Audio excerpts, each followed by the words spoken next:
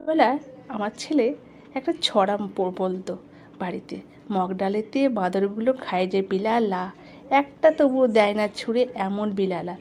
হ্যাঁ বন্ধুরা, আজকে দেখো সেই পেয়ারেরই আমি চাট বানাবো। পাকা পেয়ারার ভিতর থেকে সমস্ত বীজগুলো বার করে নিয়ে একটা বাটির মধ্যে নিয়ে দুটো কাঁচা লঙ্কা আমি বেটে নেব। বেটে নিয়ে বিন লবণ আর কাঁচা লঙ্কা বাটা ভিতরটা ভালো করে মাখিয়ে নেব। তাহলে এই পেঁড়েটাও খেতে, পেয়ারার খোলটাও খেতে ভালো লাগে। অন্যদিকে আমি পেয়ারার বীজগুলোর মধ্যে কাঁচা লঙ্কা বাটা, একটু সর্ষে বাটা, সাদা সর্ষে বাটা, বিট লবণ দিয়ে ভালো করে মাখিয়ে নিয়ে মধ্যে দিয়ে আধ ঘন্টার মতো মজতে দেবো। তারপরে খেয়ে দেখে বন্ধুরা, কি দারুণ লাগে। আর মগ ডালেতে বাঁদরগুলো খাবে না, মানুষগুলোই চেটে ফুটে খাবে এইভাবে খেলে। কি খেলাম, দারুণ খেলাম।